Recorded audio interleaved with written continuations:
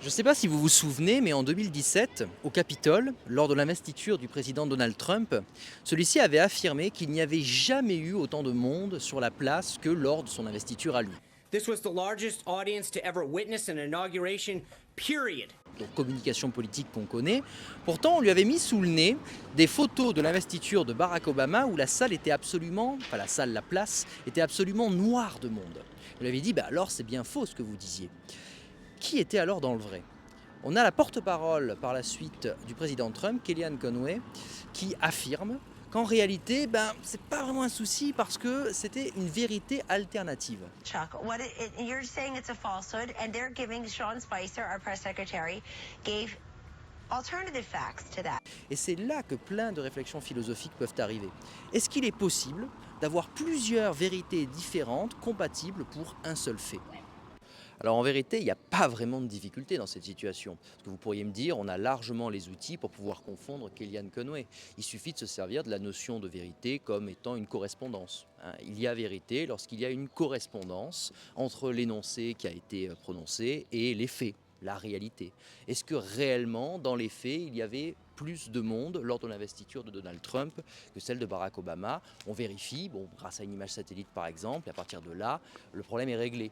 Il n'y a pas, plusieurs vérités alternatives pour pouvoir décrire un même événement. Il n'y en a qu'une seule qui correspond effectivement à ce qui a eu lieu. Il y a après autant de manières de tromper ou de manipuler.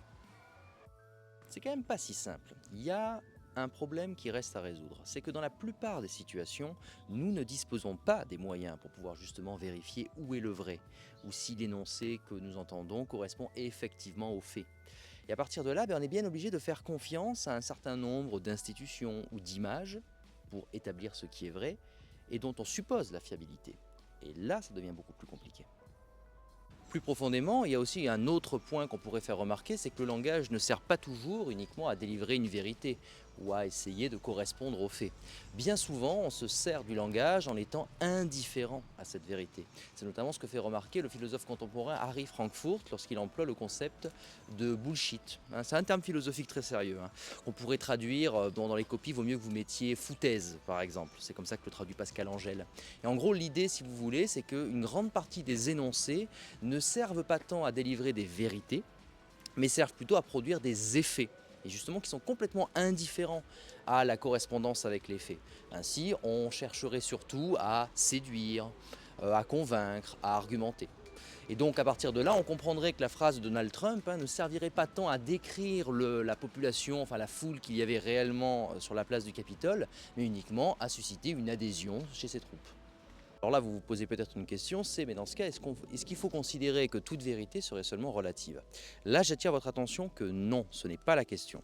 Si vous voulez, il faut faire une distinction entre une conception logique de la vérité, qui reste une question de correspondance entre un énoncé et des faits, ou un état de choses, et une conception plus épistémologique, qui relève de la connaissance de la vérité. Ainsi, il faut distinguer ce qui est vrai et ce qui est tenu pour vrai. Ce qui est vrai reste identique à lui-même dans le temps, si vous voulez. Par contre, ce sont nos manières de l'appréhender qui évoluent, qui peuvent changer ou qui peuvent progresser. De la même manière, si vous voulez, on va tenir pour vrai des choses différentes dans l'histoire, mais la vérité, elle, ne change pas. Comprenez bien ce truc-là parce que ça évite de dire beaucoup de bêtises, si vous voulez. En somme, pour simplifier les choses, Newton et Einstein décrivent les mêmes phénomènes, mais il y a un progrès chez Einstein car il utilise des outils beaucoup plus appropriés et beaucoup plus puissants, si vous voulez. Petit point bonus, c'est là qu'il peut être utile d'introduire une nouvelle notion qui serait celle de régime de vérité qu'on doit à Michel Foucault. Si vous voulez, ça peut être intéressant d'essayer de décrire comment une société valide certains modes de vérification pour établir ce qui est vrai et en invalide d'autres. Qui a le droit de parler? Qui a le droit notamment de décider de quelle vérité est légitime ou pas? Ça, c'est vraiment un truc très très intéressant et d'autant plus en essayant d'insister sur cette distinction qu'il y a entre justement ce qui est vrai et ce qui est tenu pour vrai. Alors pour conclure, j'aimerais bien insister surtout sur cette idée d'une exigence éthique au centre de cette notion de vérité. Parce que c'est pas très intéressant de se contenter de dire oui, bon, la vérité consiste en une correspondance entre ce qui est dit et ce qui est. On n'a pas dit grand-chose quand on a fait ça. C'est plutôt une exigence de faire en sorte et de s'efforcer d'être le plus honnête possible dans nos démarches, notamment quand nous parlons aux autres et quand nous cherchons à rendre compte de ce qui est. Alors maintenant, pour la notion de vérité, quelle référence pourrait vous être utile? Je pense que vous gagneriez à taper dans un opuscule de Nietzsche. Un opuscule, c'est un texte très court, ça fait une dizaine de pages, qui s'intitule Vérité et mensonge au sens extramoral. Je l'ai déjà fait avec les élèves en lecture suivie, ça marche généralement assez bien.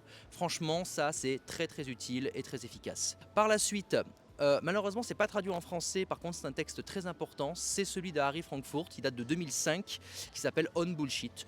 Vous pouvez le faire traduire d'une manière ou d'une autre, l'IA ça sert un peu à ça, et ça peut être extrêmement intéressant pour approfondir ce qui a été dit pendant la vidéo. Ensuite, référence extrêmement actuelle puisqu'elle date de 2025, c'est un livre d'un universitaire important aujourd'hui, Pascal Angèle, Foucault et la norme du savoir, où vous aurez une explication très très claire de cette distinction entre vérité et logique et ce qu'on tient pour vrai. Alors vous avez vu qu'on a pas mal parlé de Foucault. Alors qu'est-ce que vous pouvez lire de Foucault qui est accessible, intéressant? Bon, c'est une question qui est difficile à vrai dire. Moi, je vous conseillerais, parce que ça vous servira pour plein de choses, de lire seulement le premier chapitre de Surveiller et punir, 1975. C'est extrêmement intéressant à lire. C'est particulièrement bien écrit et normalement ça devrait vous intéresser même au-delà de la notion de vérité.